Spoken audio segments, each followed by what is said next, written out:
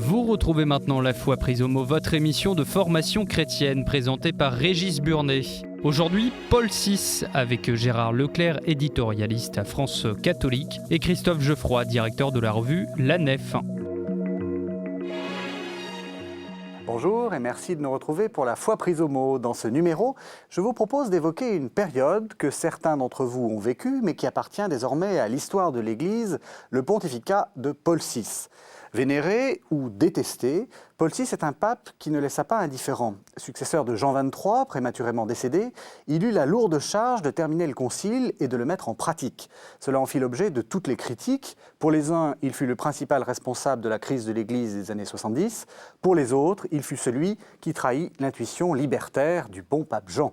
30 ans après sa mort, les passions se sont apaisées. Alors, que peut-on dire de Paul VI ? Pour répondre à ces questions, deux invités. Gérard Leclerc, bonjour. Bonjour. Vous êtes écrivain et vous êtes éditorialiste à France Catholique et à Radio Notre-Dame.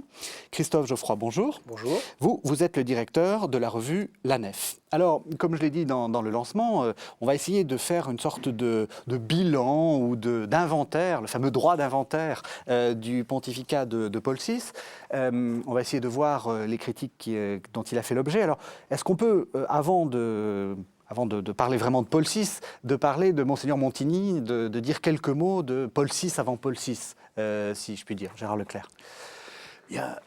Oui, sans remonter à son enfance, etc., si c'est quand même quelqu'un qui est né à la fin du 19e siècle. Oui.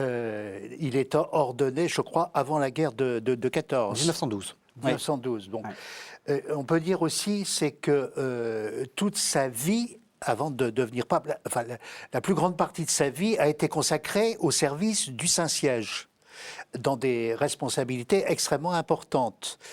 Alors, avec une parenthèse où il est, pendant une dizaine d'années, autant que je m'en souvienne, archevêque de Milan.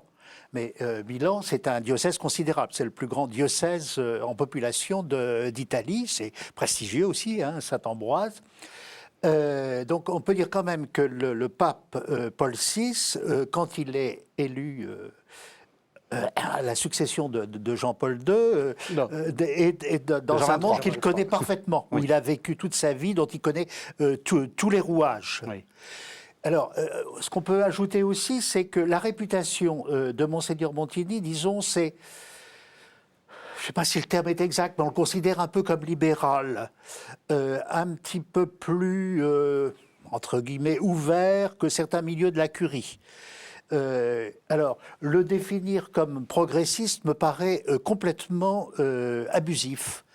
Dans le sens où même déjà l'archevêque de Milan, d'ailleurs, parfois avait réagi assez vivement contre certaines dérives dites progressistes à l'époque. Mmh. Mais il est vrai que c'est quelqu'un qui est, disons, l'héritier du XXe siècle catholique. Donc, qui a suivi certaines évolutions politiques de son pays, qui a été opposé au fascisme pendant la période du fascisme. C'est celui qui a, comme aumônier d'étudiants, a participé à la formation d'une bonne partie de la classe politique italienne. Son pontificat se termine tragiquement par les obsèques d'Aldo Moro, oui, président du Conseil italien, qui a été son fils spirituel. Donc, il était au Vatican, c'était un grand dignitaire du Vatican, mais c'est quelqu'un aussi qui s'occupait d'apostolat pratique, qui s'occupait des étudiants à Rome, etc.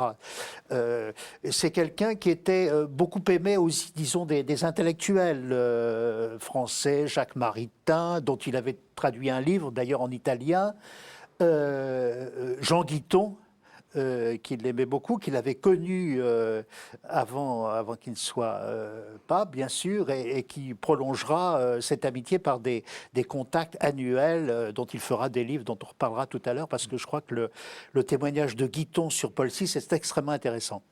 Alors, il est, en 1963, il est presque déclaré pape avant le concile. Enfin, on sent que avant le conclave, pardon, à la mort de Jean XXIII, tout le monde pense que petite remarque. Oui.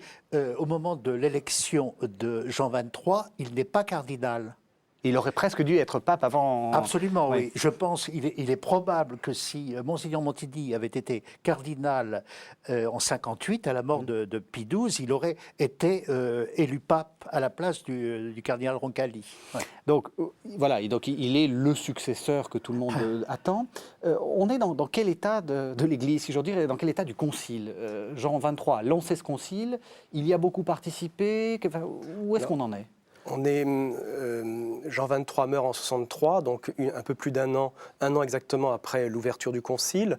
Et donc Paul VI prend le Concile en main à ce moment-là. C'est une situation difficile car être élu pape en plein milieu d'un concile œcuménique qui rassemble autant d'évêques était une chose qui n'était sûrement pas facile. Et on est à ce moment-là, il faut se souvenir de l'état d'esprit dans lequel Jean XXIII a ouvert le Concile. C'était quand même un état d'esprit de grand optimisme. On pensait vraiment que ce concile qui était pensé par beaucoup comme une nécessité, Pie XII, le prédécesseur de Jean XXIII, avait souvent pensé au concile, mais pour des raisons sans doute de prudence, il avait estimé que l'heure n'était pas prête, n'était pas venue encore pour convoquer un concile, et son successeur donc l'a fait très rapidement après son élection. Et quand il l'a fait, il y a eu comme un mouvement de joie dans toute l'Église, car tout le monde attendait ce concile avec un intérêt certain, et tout le monde pensait que ce concile, à ce moment-là, était une chose nécessaire, qu'il y avait des choses à faire, et le pape Benoît XVI en a donné je trouve, des clés d'interprétation extrêmement fortes dans son fameux discours à la Curie romaine du 22 décembre 2005, où il dit qu'au moment où le concile a été convoqué, il y avait des questions en suspens, du fait de l'évolution de la société, qu'il fallait nécessairement que l'Église, un jour ou l'autre, les aborde, notamment tous les rapports entre la science et la foi, qui avaient posé tant de problèmes à l'époque du modernisme. Il y avait toutes les questions des rapports entre l'État et l'Église. Donc deux grandes questions, sans compter les autres points qui devaient aboutir à ce qu'on appelait un aggiornamento, c'est-à-dire non pas une espèce de rupture avec le passé, mais en fait une mise à jour en fait, de l'enseignement de l'Église pour que cet enseignement soit mieux compris par les hommes d'aujourd'hui. Alors ce qu'on va essayer de faire, c'est un peu parce que comme je l'ai dit, la personnalité de Paul VI est très controversée, on va essayer de balancer d'un côté et de l'autre. Mon père, gardez-vous à droite, gardez-vous à gauche. Et je vais vous proposer de commencer par les critiques venues de ce qu'on appelle la droite, c'est-à-dire plutôt des gens conservateurs qui ont trouvé que Paul VI, justement, répondait un peu trop aux attentes de la modernité. Est-ce qu'on peut dire que Paul VI est à l'origine de la crise de l'Église des années 70 ? Moi, je dis non. Je dis franchement non. Mais comment dire, le problème se complique. Ce n'est pas seulement la personne de Paul VI qui est en cause. C'est l'époque, c'est le temps, c'est la situation de l'Église à une certaine période bien précise de l'histoire. Je pense qu'on a parlé de l'optimisme qui préside à l'origine du Concile. On doit relier aussi cet optimisme au climat qui règne à ce moment-là dans le monde. On est dans une période brève d'ailleurs, de coexistence pacifique. Khrouchtchev a pris la succession de Staline, il y a une relative libéralisation du régime. Il y a Kennedy, le jeune président américain, qui a pris les rênes aux États-Unis. Il y a une rencontre Khrouchtchev-Kennedy et à ce moment-là, le monde respire. Alors qu'on a vécu dans la hantise d'une guerre mondiale, une troisième guerre mondiale, etc., le monde respire. Et il y a une espèce d'optimisme qui règne à ce moment-là dans le monde, notamment dans le monde occidental. Et je pense que l'Église catholique et l'épiscopat est aussi tributaire de ce climat optimiste. On croit que tous les problèmes vont se résoudre et que, en tout cas, la violence, le grand affrontement n'aura pas lieu. Je crois que c'est important dans la psychologie. Et en plus de ça, il y a dans la psychologie de Paul VI, comme beaucoup de chrétiens d'ailleurs de cette génération, l'idée que l'Église va arriver au bout des difficultés qu'elle a eues avec le monde moderne. difficultés d'ordre intellectuel, il y a eu la crise moderniste, la question de l'écriture sainte. Bon, il y a eu, Christophe Geffroy a évoqué aussi les problèmes scientifiques, etc. Il y a le problème politique aussi, la question de la démocratie, etc. Il y a eu des conflits entre l'Église et les régimes libéraux depuis la Révolution française. Beaucoup, et Paul VI, le premier, je crois, ont le sentiment que tous ces problèmes vont se résoudre. On va arriver à la fin des affrontements qui ont gêné l'Église dans sa mission dans le monde moderne. On pense très, très sérieusement, enfin, à la réconciliation de l'Église et du monde moderne. Et je parlais tout à l'heure de Jean Guiton, c'est extraordinaire, les dialogues entre Guiton et Paul VI. Paul VI fait comment dirais-je, des prophéties en disant oh, ça va être merveilleux, l'Église va enfin pouvoir relancer tranquillement, sans tous ces problèmes qui nous ont tellement gênés, sa mission. Je crois qu'il pense ça, et beaucoup dans l'Église pensent ça. Jean XXIII a parlé d'une nouvelle Pentecôte, et tout le monde est persuadé de ça, que ça va être merveilleux.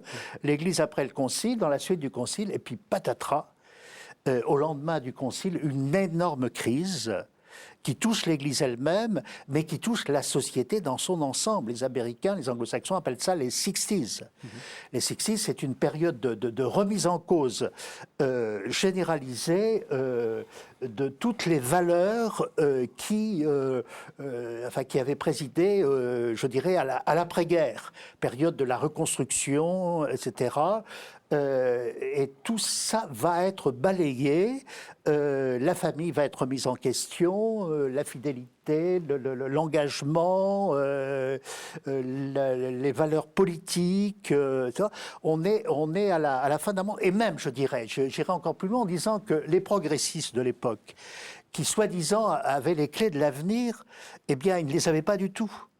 Parce que souvent, ces gens-là ont considéré que l'avenir du monde était très largement lié au communisme, qui défendait la voix des pauvres, notamment dans le tiers-monde, qui était en train de s'émanciper. Donc la gauche chrétienne était très favorable au communisme. Évidemment, il faudrait faire énormément de nuances, etc. Or, ce communisme triomphant, à ce moment-là, va lui-même rentrer en crise dans les années 70, et c'est un tout autre monde qui va surgir. Donc, je crois que les problèmes de l'Église, et singulièrement ceux de Paul VI, vont venir de cette désillusion. On a cru qu'on allait résoudre tous les problèmes, puis il y a d'autres problèmes qui vont surgir, qui étaient tout à fait inattendus. Alors, non coupable, plaide Gérard Leclerc. Vous avez travaillé sur la liturgie. C'est aussi une des choses qu'on reproche à Paul VI. Est-ce que ça n'a pas été fait un peu vite, cette histoire, par exemple? Alors, je vais répondre sur la liturgie. Je voudrais, si vous me permettez, un peu réagir à ce qu'a dit Gérard Leclerc, car je partage sans réserve son analyse sur la responsabilité de la crise sociétale absolument énorme, parce que la difficulté, toute la complexité du pontificat de Paul VI, c'est qu'il se trouve justement pris à un moment où on était dans un plein optimisme, dans une crise de société absolument majeure, et c'est un facteur que souvent les traditionalistes ont tendance à minimiser, et je pense que c'est une erreur. Il est évident que la crise de la société a un impact énorme sur l'Église. Et ça, il faut tenir compte de cela. Bon, je ne vais pas insister car Gérard Leclerc en a parlé longuement. Encore une fois, j'adhère tout à fait à tout ce qu'il a dit. Par contre, là où je prendrai quelques petites distances, c'est que je pense que quand on parle de cette crise, puisque tout le monde reconnaît quand même à ce moment-là qu'il y a une crise dans l'Église, il y a deux aspects dans la crise. Il y a ce qu'on appelle les aspects ad extra, c'est-à-dire les aspects externes qui ne sont pas de la responsabilité de l'Église. C'est tout ce qui est fait dans le cadre de la société civile, et il y a les aspects internes à l'Église. Et là, je trouve que Gérard Leclerc passe un peu vite par pertes et profits la dimension interne de la crise dans l'Église. Moi, je suis de ceux qui pensent qu'il y a une dimension interne à cette crise et qu'il y a donc une responsabilité des hommes d'Église, pas seulement du pape. D'ailleurs, tout ne se résume pas à la seule personne du pape, mais le pape étant le chef, il est évident que sa responsabilité, même si c'est pas lui matériellement qui est à l'origine de certaines choses, sa responsabilité responsabilité est indirectement engagée.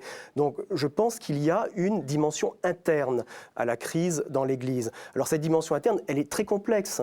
C'est très difficile de résumer comme ça dans le cadre d'une discussion ce qu'est cette crise, mais s'il fallait, enfin pour les besoins de la cause, essayer de résumer ça en quelques mots, je dirais que c'est une crise qui a un double aspect, une crise avant tout de l'autorité et une crise qui a une dimension doctrinale. Je vais essayer d'expliquer ça rapidement. Une crise de l'autorité, justement, le Concile s'est ouvert avec Jean XXIII et a voulu adopter un mode d'exercice différent de tous les conciles précédents, qui était un mode en fait purement explicatif, sans recourir aux anathèmes comme les précédents conciles le faisaient. Et je pense, moi personnellement, je suis de ceux qui pensent que le concile a eu raison, car si on voulait s'exprimer et convaincre l'homme moderne, un concile qui aurait fonctionné par anathème, à mon avis, aurait été très peu compris. Donc ce mode de fonctionnement en soi me semblait juste. En revanche, il est évident qu'un tel mode de fonctionnement devait s'accompagner derrière d'une fermeté, j'allais dire, à la fois de l'autorité pontificale et de l'autorité magistérielle très importante. Or, le concile, ce n'est pas le concile en lui-même qui est responsable de ça, car encore une fois, je pense que les textes du concile sont tout à fait sans problème, mais tout l'état d'esprit qu'on vient d'évoquer tout à l'heure, a créé une espèce de courant d'air, un appel d'air dans l'Église, qui fait que tous les mouvements de contestation qui existaient, qui ne sont pas nés au moment du Concile, il y a toujours des mouvements de contestation dans l'Église, mais tous ces mouvements qui avaient été contenus tant bien que mal sous les pontificats précédents, se sont comme libérés, et il y a eu donc une crise majeure de l'autorité. Je vais donner qu'un exemple pour que les téléspectateurs comprennent, c'est le catéchisme hollandais. En 1966, l'épiscopat hollandais publie un catéchisme qui pose un énorme problème, et Rome d'ailleurs est obligée d'intervenir, puisque c'est un catéchisme qui était à la limite de l'hérésie. Et c'était le catéchisme des évêques hollandais. Donc il y a vraiment un problème qui est à la fois doctrinal, avec une remise en cause d'un certain nombre de choses, à la fois dans l'ordre moral, influencé par l'extérieur, la société mai 68 qui vient peu de temps après, et en même temps une crise, j'allais dire, d'identité doctrinale de l'Église qui est très forte et qui se manifeste quand même par une remise en cause d'un certain nombre d'enseignements de l'Église. Donc à ce niveau-là, je dis, Paul VI a une responsabilité, puisque c'était le pape qui avait les rênes de l'Église durant cette période, il a une responsabilité sur la dimension interne de la crise de l'Église de cette époque. Alors on va revenir sur la liturgie tout à l'heure. Je n'ai pas répondu à la réponse. Non, mais justement, ça tombe très bien parce que justement, on va entendre ce que disait Paul VI à l'audience générale du 29 avril 70, où en fait il reconnaît à demi-mot ce que vous venez de dire.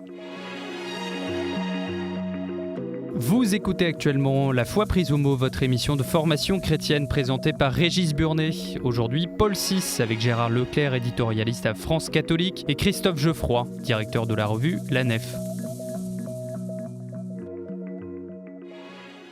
Que fait l'Église ? L'Église fait beaucoup de choses. Elle est dans une période d'activité intense. Le Concile a réveillé en elle la conscience de sa vocation, et donc celle de nouveaux devoirs, de nouvelles réformes, de nouvelles activités. Et le Concile, nous en sommes sûrs, lui a infusé de nouvelles énergies, de nouvelles impulsions de l'Esprit Saint. Il faut louer Dieu et reconnaître que l'Église se trouve aujourd'hui à un moment d'intense vitalité. Mais il y a un aspect de l'Église qui aujourd'hui est plus évident et plus sensible. L'Église souffre, l'Église résiste, l'Église supporte. Ce qui rend caractéristique ce malaise est le fait qu'il trouve souvent, même s'il se confond avec celui de la société extérieure, à l'intérieur de l'Église ses causes et ses promoteurs. Ce sont les trésors de l'Église souvent menacés ou dissipés. Ce sont certains de ses fils, maîtres et ministres, qui souvent la contestent. Certains d'entre eux abandonnent la place qu'ils avaient choisie et qui leur a été assignée. Phénomène isolé heureusement, mais amplifié par la publicité et qualifié parfois de gestes de renouveau post-conciliaire ou de libération. La tradition ecclésiale semble n'avoir pour certains ni poids ni sens. L'autorité est facilement contrariée, dissoute parfois dans un pluralisme excessif, où il semble que doivent prévaloir non plus la charité qui unit, mais un certain égoïsme instinctif. Alors Gérard Leclerc, vous vouliez répondre à ce que disait Christophe Geoffroy, mais enfin là on a quand même l'impression que le pape va dans le sens de ce qui vient d'être dit. Non, mais je suis tout à fait d'accord, et je suis d'accord avec ce qu'a dit Christophe. Si vous voulez, seulement le problème est très, très complexe. Moi, ce que je pense, c'est que le Concile a donné des réponses précises sur un certain nombre de points, mais il n'a pas complètement réglé des conflits qui existaient préalablement dans l'Église, notamment entre théologiens, et qui vont rebondir après le Concile. Alors, généralement, on dit que, comment dirais-je, il y a une opposition au Concile et à ses suites, personnifiée par la personnalité forte de Monseigneur Marcel Lefebvre. Oui. Mais ce qu'on oublie de dire, c'est que dans les années qui ont suivi le Concile, un certain nombre de grandes voix qui avaient été déterminantes dans le fonctionnement même du Concile, je pense à de grands théologiens, se sont insurgés contre la crise théologique qui sévissait à ce moment-là. Je pense au père de Lubac, je pense au père d'Agnelou, enfin cardinaux qui sont devenus cardinaux par la suite, d'Agnelou parlant des assassins de la foi. Hein, le père Bouillet, etc. On pourrait en citer, Balthazar, etc. Tous les gens à qui on attribue la responsabilité intellectuelle en fait, de l'élaboration des conciles se sont trouvés, je dirais, par la suite en porte-à-faux, à mesure où on les définissait comme progressistes, qui à mon sens était complètement extravagant. Ces gens-là se sont trouvés face à une crise de l'Église que les traditionalistes attribuaient au Concile, mais que attribuaient à toute autre chose, notamment à un esprit périconciliaire qui sévissait autour du Concile. Le père de Lubac, dans ses écrits, est très sévère, parce qu'il avait déjà repéré ce genre notamment ce qu'il appelle une sorte de comment dirais-je, de supermondialisme qui prétend que l'Église, jusqu'ici, n'a été qu'une secte, qui doit sortir de son cocon pour devenir, pour s'identifier à une espèce de religion mondialiste. Bon, le père de Lubac explique ça très, très bien et tout. Donc cette crise, le problème, c'est le rapport de la crise et du pape. Est-ce que le pape a su maîtriser les choses, en définitive? Je pense qu'il a été surpris lui-même par la violence de cette crise, d'autant plus, c'est là où je fais la liaison ce que j'ai dit avant, que la crise interne à l'Église, qui est incontestable, s'ajoute à la crise générale de société. Et qu'elle s'ajoute et elle se combine souvent. Oui. Un historien comme le roi Ladurie m'a expliqué une fois, de façon très convaincante, comment l'Église catholique avait été la première victime de la crise des années 60, et notamment de mai 68. Il me disait, toutes les grandes institutions ont été touchées par la crise. La magistrature, l'éducation nationale, mais celle qui a le plus été durement touchée, c'est l'Église catholique, notamment à travers son clergé, son jeune clergé, ses séminaires, etc. La crise est considérable. Et Paul VI prend ça en pleine figure. Alors, on va arriver à la liturgie. Prenons un exemple assez convaincant. Paul VI, le Concile recommande qu'on aménage la liturgie, et Paul VI demande en un an et demi, que tout soit changé. Est-ce que là, il ne va pas un peu vite ? Alors, un an et demi, vous exagérez un peu là quand même. Disons que la réforme liturgique a été très rapide, mais entre Sacrosanctum Concilium, qui est donc la constitution conciliaire qui est consacrée à la liturgie et qui effectivement appelle à une réforme, et la promulgation de ce qu'on a appelé le nouveau missel, il s'est quand même passé 6 ans, 1963-1969. Oui. Alors, je pensais avant la fin du Concile, vous avez raison. Oui. Donc, non, parce qu'en fait, le Concilium, qui a été créé après la Constitution, a commencé à travailler pendant le Concile. D'accord.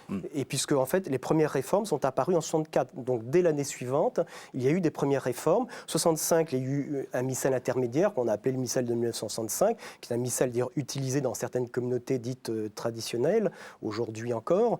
Donc, il y a une évolution qui est à la fois brutale, mais progressive entre 63 et 69. Oui. Et moi, ce que je trouve personnellement très frappant dans la réforme liturgique, c'est de voir en fait que, on peut dire, c'est dire un cardinal qui l'avait dit, c'est pas moi, c'est le cardinal Stickler, il avait dit la réforme de 65 en fait était la réforme du Concile. Quand on regarde, quand on prend la Constitution sur les liturgies, Sacrosanctum Concilium, on s'aperçoit que la réforme qui est demandée n'est pas une révolution, c'est pas un bouleversement, c'est en fait une mise à jour en réalité de la liturgie. Et beaucoup de pères conciliaires, beaucoup d'évêques avec lesquels j'ai eu l'occasion de parler, effectivement m'ont souvent dit que, grosso modo, on peut dire que 65 marque l'aboutissement des vœux des pères conciliaires sur la réforme liturgique. Et c'est là où, sur cette question-là, pour moi, Paul VI, c'est un véritable mystère. Parce que, pour prendre qu'un exemple, le Concile affirme que le latin reste la langue liturgique de l'Église latine, et quelques années plus tard, Paul VI, avant la promulgation du nouvel ordo, fait un discours extrêmement émouvant où il dit que l'Église doit faire le sacrifice du latin pour un bien plus grand qu'est la compréhension. Donc c'est assez incompréhensible, comme on est à quelques années d'écart, avec quelque chose qui est concrétisé, confirmé par la totalité des pères de l'Église, enfin des pères conciliaires, pardon, et qui se retrouve finalement remis en cause à peine quelques années plus tard. Et la réforme qui aboutit finalement en 1969 à la messe que nous connaissons est une réforme qui va, sur certains points, très au-delà des vœux des pères du Concile, puisque je prends l'exemple du latin, l'exemple du grégorien, tout ça sont des choses qui ne figuraient, l'abandon de ces choses-là ne figurait pas dans le Concile. Donc là, il y a une espèce de problème, et on peut dire que Paul VI lui-même a suivi ça de très près, parce que certains, pour défendre le pape, disaient oui, mais en fait le concilium travaillait, mais c'est pas Paul VI. Mais non, Paul VI, là, tous les journaux qui ont été publiés sur cette période montrent de façon absolument indubitable que Paul VI suivait les travaux et soutenait Bunini à l'époque, qui était donc la cheville ouvrière du concilium. Et même si ensuite il y a eu des problèmes, puisque Bunini a été finalement discrédité après, il n'empêche que jusqu'à la promulgation du missel, Paul VI a soutenu la réforme telle qu'elle a été faite. Il l'a soutenue, et ensuite, quand il y a eu tous les débordements liturgiques auxquels a donné lieu cette réforme, parce que cette réforme avait pour la particularité de permettre un certain nombre de choix qui étaient laissés aux célébrants, et bien quand les débordements qui ont été quand même assez rapides, ils ont été pointés du doigt, pas seulement par les intégristes ou les traditionnalistes, des gens comme Maritain, Gilson ont écrit sur ces questions-là. Et bien à ce moment-là, Paul VI, en tant que pasteur suprême, n'a pas agi de façon concrète et n'a pas usé de son autorité pour empêcher les débordements liturgiques, même s'il les a regrettés en parole. Il y a des paroles du pape qui sont très fortes, mais concrètement, dans les faits, rien n'a été fait. Alors, Jean Leclerc, je vais vous poser une question un peu franche. Vous n'êtes ni pape ni évêque. À votre avis, l'erreur, ça a été de faire ce qu'a fait Paul VI ou de le faire comme l'a fait Paul VI? C'est-à-dire, est-ce que ça a été simplement mal mis en œuvre, ou est-ce que vous pensez que là aussi, parce que je pense que Christophe Geffroy est assez clair, lui, il a l'air de dire qu'il y a des choses qu'on n'aurait pas dû faire, est-ce que vous pensez que c'est surtout un problème de pédagogie? Je ne sais pas, j'avoue que ma religion n'est pas faite, si j'ose dire. Ouais. Là-dessus, je suis très, très attentif à l'attitude du pape actuel sur le sujet, qui avant même d'être pape, d'ailleurs, avait promu cette expression très, très intéressante, c'est la réforme de la réforme. Je pense que le cardinal Ratzinger sentait qu'il y avait quelque chose qui n'avait pas collé, quoi, au point de départ, et qu'il ne s'agissait pas de faire un simple toilettage de ce qui avait été fait avant, mais il s'agissait peut-être de reprendre complètement la question à la racine. Moi, j'ai l'impression franchement, je le dis comme ça, j'ai jamais dit peut-être de façon aussi abrupte, mais il y a eu un loupé. Il y a eu un loupé à l'origine. Pour vous donner, moi c'est des choses que j'ai vécues de très près, parce que j'avais 20 ans au moment de l'ouverture de Vatican II. Il se trouve que j'ai passé une année en Afrique. À ce moment-là, j'étais à la coopération et j'ai vu l'instauration de la liturgie conciliaire en Afrique. Et j'avoue que ça m'a beaucoup plu. J'ai même été assez enthousiasmé par ces grandes assemblées où on chantait dans la langue du pays de tout son cœur, et puis c'était beau, c'était magnifique et tout. Là, j'ai eu l'impression vraiment d'une réussite. Puis quand je suis revenu en France, alors là, je suis tombé de haut. Là, vraiment, je suis tombé de haut parce que j'ai eu le sentiment d'une dégringolade. On avait tout abandonné, tout notre patrimoine, le grégorien, même la polyphonie. la Renaissance, etc. Enfin, et on était réduit à une pauvreté extrême, avec des cantiques qui vraiment ne tenaient pas la route et tout. On disait que c'était plus populaire, plus pastoral, etc. Moi, j'en ai jamais été persuadé. Donc, très franchement, je pense qu'il y a eu un loupé. Certains, évidemment, ont fait des efforts pour essayer de reconsidérer la réforme liturgique dans l'esprit de la Constitution, qui n'était pas du tout, comment dirais-je, dans le sens d'un largage général du patrimoine. Au contraire, bien au contraire, il fallait faire tout autre chose. Moi, je pense que... Alors c'est là, peut-être, on sera peut-être pas tout à fait d'accord, c'est pas sûr, avec Christophe. Moi, je pense que l'accès aux langues vernaculaires est un apport intéressant. Les petits, moi, quand j'entendais la liturgie chanter dans la langue samo, je trouvais ça magnifique parce que le cardinal Lustiger avait fait très belle intervention à un synode, je ne sais plus, en 84 là-dessus. Sur le fait que toutes les langues de la terre participaient grâce à la liturgie à une sorte de consécration, vous voyez. Donc je crois que là, il y avait quelque chose de bon, d'intéressant, mais ça ne devait pas se faire au prix du largage général de tout notre patrimoine, notamment chez nous, en Occident. Mmh. Pourquoi il y a eu ce largage général, justement? Parce que ce qu'on peut dire, c'est tout ça n'est pas bien, tout ça, enfin, il y a eu des choses qui n'ont pas été intéressantes, qui ont peut-être même été graves. C'est vrai, mais on peut aussi prendre la position inverse en disant on a enfin donné le pouvoir à des gens qui ont essayé de faire ce qu'ils ont pu et qui avaient des mouvements qui voulaient s'exprimer de cette manière-là. Écoutez, je pense que les intentions, de toute manière, étaient des intentions droites. Paul VI l'a lui-même expliqué. Je pense que son souci premier en faisant cette réforme liturgique, c'était en fait de réaugmenter la pratique religieuse. On pensait à l'époque qu'il y avait un problème de participation, et il y en avait un. Cela étant, encore une fois, il faut aussi bien, je pense que pour les téléspectateurs qui connaissent mal cette période, il faut quand même dire une chose, c'est que la réforme liturgique dans son principe était admise par tous, oui, y compris par Monseigneur Lefebvre. Oui. Quand il y a eu Sacrosanctum Concilium, tous les pères conciliaires, sans exception, étaient conscients que la liturgie nécessitait un toilettage. Et quand 65 a été publié, le fameux missel dont je parlais tout à l'heure, il y a j'ai un texte de Monseigneur Lefebvre de 1965 qui se réjouit de la réforme de 65, il faut quand même le savoir.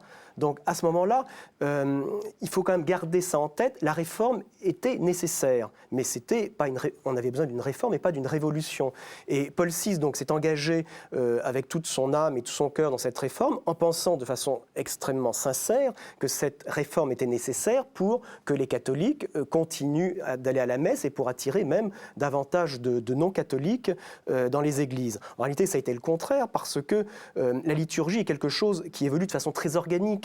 Et le tort peut-être qu'on a eu à ce moment-là, ce que le cardinal Ratzinger a expliqué de façon extrêmement abondante dans ses livres, c'est qu'on s'est considéré un peu d'une façon prométhéenne comme les fabricateurs, si vous permettez ce néologisme, de la liturgie. C'est-à-dire qu'on allait tout reprendre à zéro et on allait faire une liturgie parfaite pour les temps modernes. Mais le problème, c'est que ce n'est pas compatible avec l'essence de la liturgie. La liturgie est quelque chose qui nous est donné et qui évolue d'une façon extrêmement organique. Et le hiatus qu'il y a eu, c'est peut-être là. Il y a eu peut-être un volontarisme beaucoup trop grand et beaucoup trop fort dans la façon de faire cette réforme. Et ensuite, cette réforme, elle est venue dans le contexte qu'on a évoqué depuis tout à l'heure, qui était quand même le contexte d'une crise absolument généralisée, à la fois de la société, mais aussi à ce moment-là de l'Église, où tout le monde faisait à peu près ce qu'il voulait. Le leitmotiv, c'était quand même la contestation de l'autorité, la remise en cause. Chacun devait être soi-même et pouvoir s'épanouir dans ses propres dimensions, absolument comme il le voulait. Donc, faire une réforme qui était quand même une réforme allant vers une libéralisation, dans la mesure où cette réforme donnait une certaine liberté, effectivement, à ceux qui faisaient les liturgies, eh bien, on est arrivé dans ce contexte-là au drame que l'on a connu dans les années 70, car la liturgie, Dieu sait qu'il y a des choses dans l'Église où le chrétien peut s'investir avec un degré d'autonomie important, mais ce n'est pas le cas de la liturgie. L'essence de la liturgie, c'est d'être donnée par l'Église. On n'est pas le fabricant de sa propre liturgie. On est là pour appliquer, pour célébrer la liturgie que nous donne l'Église. Et un des fruits les plus, malheureusement, sur lesquels on a beaucoup de mal aujourd'hui à revenir, c'est que le peuple chrétien en Occident a perdu le sens de la liturgie. Et aujourd'hui, il faudra sans doute plusieurs générations. Et là, le pape actuel fait un travail vraiment remarquable. Et bon, la situation aujourd'hui est nettement meilleure qu'elle ne l'était il y a 20 ou 30 ans. Mais il y a quand même un sens de la liturgie qui a été perdu. On le voit des tas de détails. Je pourrais citer 1000 exemples quand je me promène en province et que je vois la liturgie. Si elle va mieux aujourd'hui, il reste... Pourquoi en province ? Parce qu'à Paris, je dois dire, je ne connais pas toutes les églises parisiennes, mais je trouve que la liturgie à Paris se tient dans l'expérience que j'en ai, qui est une expérience très limitée, mais dans l'expérience que j'en ai, je trouve que la liturgie à Paris se tient bien. Vous n'allez pas vous faire je ne fais pas ça pour faire... Vous n'allez pas vous faire que des amis. Je ne dis pas ça pour les surcatéo, mais c'est une expérience, en tout cas personnelle, que j'ai. Et les expériences les plus terribles que j'ai eues en matière liturgique, je les ai eues en province. Pardonnez-moi pour la province. La majorité de nos téléspectateurs sont en province. Alors, on en était, je vous parlais de gardons-nous à droite, on va essayer maintenant de se garder à gauche. Et je vous propose d'entendre l'un des textes qui a fait le plus parler de lui, de Paul VI, qui est Humanae Vitae, le fameux texte qui a créé une certaine polémique. On écoute le paragraphe 14. En conformité avec ces points fondamentaux de la conception humaine et chrétienne du mariage, nous devons encore une fois déclarer qu'est absolument à exclure, comme moyen licite de régulation des naissances, l'interruption directe du processus de génération déjà engagé, et surtout l'avortement directement voulu et procuré, même pour des raisons thérapeutiques. Et pareillement à exclure, comme le magistère de l'Église l'a plusieurs fois déclaré, la stérilisation directe, qu'elle soit perpétuelle ou temporaire, tant chez l'homme que chez la femme. Est exclue également toute action qui, soit en prévision de l'acte conjugal, soit dans son déroulement, soit dans le développement de ses conséquences naturelles, se proposerait comme but ou comme moyen de rendre impossible la procréation. Vous écoutez actuellement La Foi prise au mot, votre émission de formation chrétienne présentée par Régis Burnet. Aujourd'hui, Paul VI avec Gérard Leclerc, éditorialiste à France Catholique, et Christophe Geoffroy, directeur de la revue La Nef. Alors, un historien que j'ai lu pour préparer cette émission parle, à propos d'Humanae Vitae, d'une catastrophe pastorale. Est-ce que vous êtes d'accord pour ce jugement? Le cardinal Etchegaray parlait d'un schisme silencieux qui s'est déclenché à partir de ce texte, et en particulier, par exemple, au Québec. C'est un sérieux problème que j'ai évoqué, que j'ai traité il n'y a pas si longtemps, parce que au mois de février dernier, la revue Esprit a publié un dossier sur la crise du christianisme en Europe. Et comme par hasard, la crise du christianisme en Europe était quasiment exclusivement reliée à cette question d'Humanae Vitae, et notamment de la contraception. Pour certains, c'est une certitude. L'Église était merveilleusement partie grâce à son aggiornamento qu'il avait réconcilié avec le monde entier. Puis brusquement, ça tombe en août 68, vous voyez la provocation, en août 68, Paul VI publie cette encyclique Humanae Vitae qui est un coup de tonnerre dans un ciel serein, pas tellement serein d'ailleurs, et effectivement, bon. Alors, pour analyser le problème, je crois que la question est délicate. La question est délicate. Moi, personnellement, je pense que cette encyclique est littéralement prophétique. Elle est prophétique notamment en ce qui concerne l'Europe moderne. La dissociation, je dirais, de la sexualité et de la fécondité a produit le naufrage démographique de l'Europe. En France, évidemment, on est un peu, on se glorifie, à juste titre d'ailleurs, moi je suis le premier à me féliciter du taux de la démographie française, mais il faut voir ce qui se passe dans le reste de l'Europe. En Allemagne, la France va bientôt rattraper démographiquement l'Allemagne. On est à 65, les Allemands sont en 82, dans 30 ans, il y aura plus de Français que d'Allemands. Bon, l'Espagne, l'Italie, etc., sont en pleine déconfiture démographique, s'y posent des problèmes de civilisation considérables, de déplacement de population, etc. Je ne vais pas insister là-dessus, mais en ce sens-là, il me semble que l'encyclique de Paul VI est littéralement prophétique. Et la question, justement, c'est la dissociation de la sexualité et de la fécondité.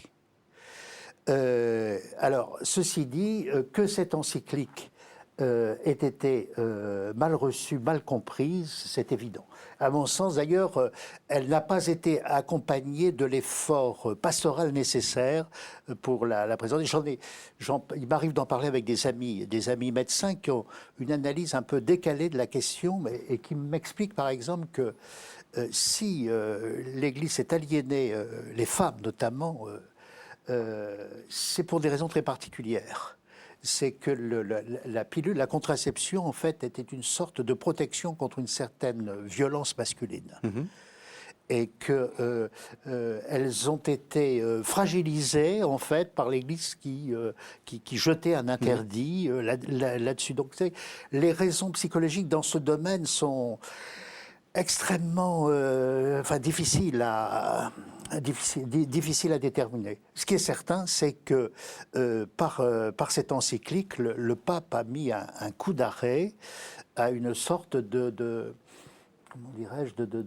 mouvement, de réconciliation de l'Église avec le monde moderne, d'ouverture à la modernité, etc. Là, brusquement, on s'est dit, non, là, il y a des interdits. Oui. Et Paul VI, qui jusqu'alors était passé pour un progressiste, un homme ouvert, etc., est devenu un pape réactionnaire, quelqu'un qui n'était pas du tout, catholique, il était ami du catholicisme, il était protestant, c'était le Pierre Chonu, très attentif à ce genre de questions, parce que lui, il définissait la période des 60s, des années 60, comme la période des attitudes, de changement des attitudes fondamentales devant la vie. C'est là où il y a un basculement des statistiques. C'est c'est la grande crise de l'engagement marital. Les jeunes ont de plus en plus de difficultés à s'engager. Ça, on le voit dans les statistiques en France. Maintenant, la baisse du mariage, c'est énorme. Maintenant, en France, il y a pour 4 mariages, il y a 3 Pacs. Donc, il y a une crise générale de l'engagement. La crise de la fécondité, etc., l'évolution des mœurs, etc. Il y a un changement qui se produit, profond, etc. Et Paul VI a le courage de s'opposer à cette vague. Et c'est en ce sens-là, c'est à la fois dramatique et en même temps prophétique. Parce que dans cette encyclique, dont le langage n'est peut-être pas parfait, peut-être parfois un peu trop scolastique, etc., n'empêche qu'il y a une vision prophétique sur l'avenir de la société qui est mal engagée parce qu'il se produit une sorte de, c'est l'amour, c'est la logique même de l'amour qui est grippée. Est-ce que vous êtes d'accord ? Oui, texte prophétique, je partage totalement cette analyse. Et c'est un acte extrêmement courageux de Paul VI, parce qu'il faut quand même savoir qu'une partie de son entourage était très opposée à la publication de ce texte. Et ça a été un cas de conscience, je crois, extrêmement douloureux pour Paul VI. Et il a fait son devoir. Et c'est un texte, effectivement, je crois, prophétique, pour toutes les raisons qu'a très justement expliqué Gérard. Ensuite, la question que vous posiez, c'était la rupture un peu avec le monde moderne ou avec la modernité. Je pense que c'est à la fois vrai et en même temps, je pense que c'est un faux débat ou un faux problème. Je m'explique. On on le voit même encore aujourd'hui, quand l'Église défend un certain nombre de choses qui ne sont pas comprises ou pas admises par le monde moderne, on dit « Ah, mais l'Église est en train de se couper une partie du monde moderne ». Mais c'est un faux débat parce qu'en fait, ceux qui contestent les enseignements de l'Église controversés sur ces questions ou sur d'autres, en général, ce ne sont pas principalement des catholiques, ce sont les gens des médias, des gens qui ne sont de manière extérieure à l'Église. Alors, ils ont le droit, évidemment, d'avoir un avis sur l'Église. Tout le monde peut s'exprimer librement et dire ce qu'on pense. Mais enfin, quand l'Église enseigne, elle enseigne d'abord aux catholiques. Elle a une dimension universelle, elle enseigne aux hommes de bonne volonté, comme c'est souvent dit dans les textes du magistère. Mais enfin, elle s'adresse d'abord à ses propres ouailles. Et donc, il ne faut pas, si vous voulez, le message de l'Église a une dimension qui est exigeante, à la fois sur le plan spirituel, sur le plan éthique et tout ce qu'on veut. Donc, et cet enseignement, le pape n'est que le serviteur de cet enseignement. Il y a toute une partie de l'enseignement qui nous vient des évangiles, qui nous viennent du Christ, et sur lesquels nous, chrétiens, nous sommes là pour recevoir filialement et humblement cet enseignement. Nous ne sommes pas là pour le changer. Et il y a une espèce j'allais presque dire de naïveté, de croire que le pape est là parce que c'est un homme dont on dit, entre guillemets, qu'il est progressiste, même c'est pas vrai, qu'il va changer les choses. Bien non, il ne va pas changer les choses parce qu'il est d'abord le serviteur de l'enseignement hérité qui nous vient du Christ. Est-ce que justement, il n'y a pas un problème de langage? Vous avez fort justement fait remarquer que le Concile Vatican II a abandonné l'anathème, en fait, la condamnation. Là, il renoue avec l'anathème. Est-ce qu'on n'aurait pas pu faire un texte progressiste sans formuler l'anathème? Alors je ne sais pas, on peut toujours dire qu'on aurait pu faire un texte différent. Oui, il ne s'agit pas de faire du magistère fiction, mais... Je n'en sais rien. Est-ce que Humanum Vitae est parfait dans la forme? Je n'en sais rien. Ce qui est clair, c'est que je vous répondrai qu'il ne faut pas se faire d'illusions. Vous auriez fait n'importe quel texte, dès lors où vous remettiez en cause les comportements des hommes modernes, de toute manière, vous attirez les foudres des médias. C'est automatique. Il ne faut pas croire qu'il y a une façon d'enseigner la vérité de l'Église qui puisse être acceptée par des gens qui contestent le fondement de cet enseignement. Il y a des hiatus. Il ne faut pas se faire d'illusions. Il y a des hiatus entre certains enseignements de l'Église et ce que le monde moderne croit ou ce que le monde moderne défend. Donc le tout, c'est de le faire avec une certaine intelligence médiatique. Il faut essayer d'expliquer les choses. Mais il ne faut pas se faire d'illusions. Sur le fond, sur la question de la sexualité, il y a une opposition frontale entre les positions qui sont celles de l'Église, qui relèvent de la loi naturelle, et celles qui sont les positions de la plupart de nos contemporains. Donc que peut faire l'Église aujourd'hui? C'est d'essayer d'expliquer le fondement et le bien fondé de ces positions, ce qu'elle fait.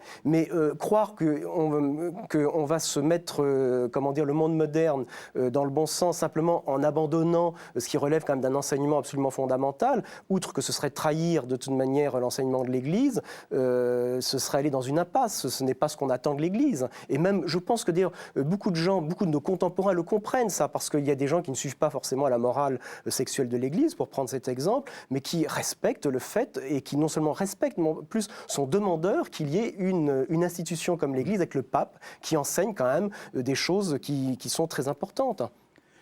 Alors, je suis d'accord, mais avec quand même une nuance. C'est que un des gros problèmes, c'est qu'à l'époque, il y a eu une commission qui a été nommée pour études spécialistes, qui a été nommée pour étudier le problème de la contraception, et que la réponse majoritaire de cette commission était favorable à l'adoption de la pilule contraceptive. Bon. Puis Paul VI c'était un angoissé, il faut dire un peu aussi. Il y a un côté angoissé. La personnalité du pape joue beaucoup. Pardon ? La personnalité du pape a beaucoup joué. Oui. C'est, vous savez comment comment Jean XXIII appelait Montigny? Il l'appelait Hamlet. Bon. Alors, il y a ce côté-là. Et puis, alors, il faut dire aussi, historiquement, il y a un élément extrêmement important. Qu'est-ce qui a fait la décision dans Humanum Vitae? Qui a fait la décision? C'est un certain Karol Wojtyła. Oui. Qui n'avait pas participé au débat de cette commission, mais qui, depuis Cracovie, avait fait entendre son avis à Paul VI. Et Wojtyła, depuis toujours, j'ose dire, était très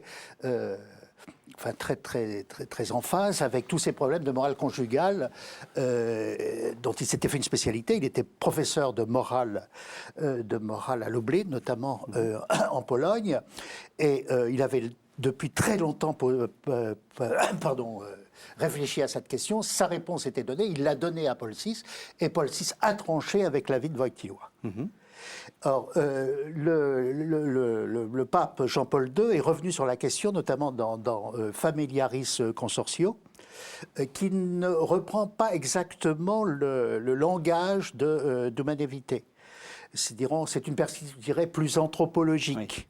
Oui. Propre d'ailleurs à la démarche intellectuelle de Jean-Paul II, très, très marquée par Husserl, la phénoménologie, etc. Donc c'est une approche intellectuelle un petit peu différente et peut-être plus compréhensible que le langage d'Humanae Vitae à l'opinion actuelle.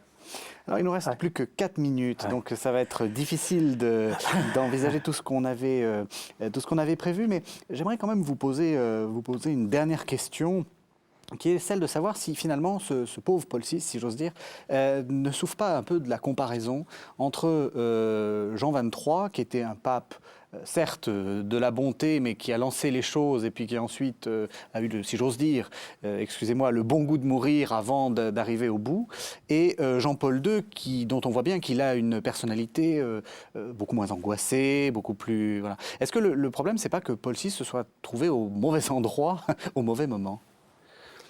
Je ne sais pas, ce qui est clair, c'est que par rapport à Jean XXIII a eu une tâche plus facile que Paul VI, qui a hérité du Concile. Il a fallu terminer le Concile et ensuite le mettre en œuvre. Et tout ça dans le contexte, encore une fois, d'une des crises de société, je pense, les plus graves que l'Occident a connues. Donc Paul VI a eu un pontificat très, très, très difficile.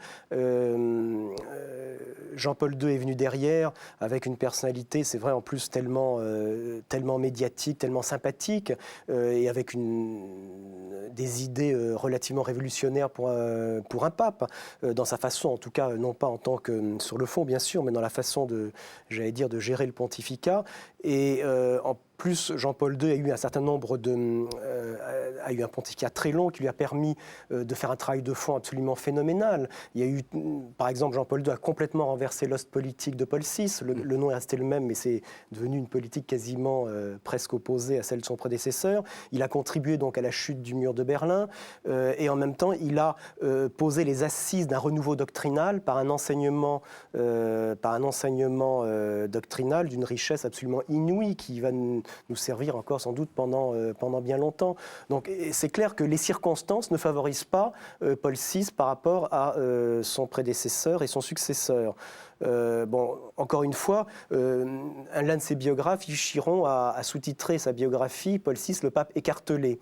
Eh bien, je pense que c'est une image qui me semble assez juste. C'était un homme, je pense, profondément écartelé. Gérard Leclerc a commencé l'émission en disant que ce n'était pas un progressiste, c'est évident. Je pense que taxer Paul VI de progressiste, c'est un non-sens complet. Mais c'était un homme qui avait... je crois que c'est Jean Guiton, d'ailleurs, qui à un moment a dit que c'était un homme qui n'était pas fait pour être pape. Alors, je ne sais pas si c'est vrai ou pas, mais en tout cas, je conclurai sur ce mot de Jean Guiton. Alors, vous aussi, Gérard Leclerc, très brièvement, mais juste quelques mots. Je crois que c'est en mai 78, Paul VI assiste aux funérailles. C'est un cas quasiment d'Aldo Moro, et on le voit blême, dire son amitié pour Aldo Moro, finalement. Est-ce que c'est pas ça le problème, si j'ose dire, la question que pose Paul VI, il n'a pas compris, la situation lui a un peu échappé? Oui et non. Alors là, quand même, je voudrais quand même défendre Paul VI. Une minute. J'avais mon ami Joseph Vandris qui a suivi tout ça. Il est arrivé en 75 au Vatican. Il a vu les dernières années de Paul VI. Il l'appelait Paul VI le Grand. Et justement, l'homélie des obsèques d'Aldo Moro, c'est un monument extraordinaire, littéraire, etc.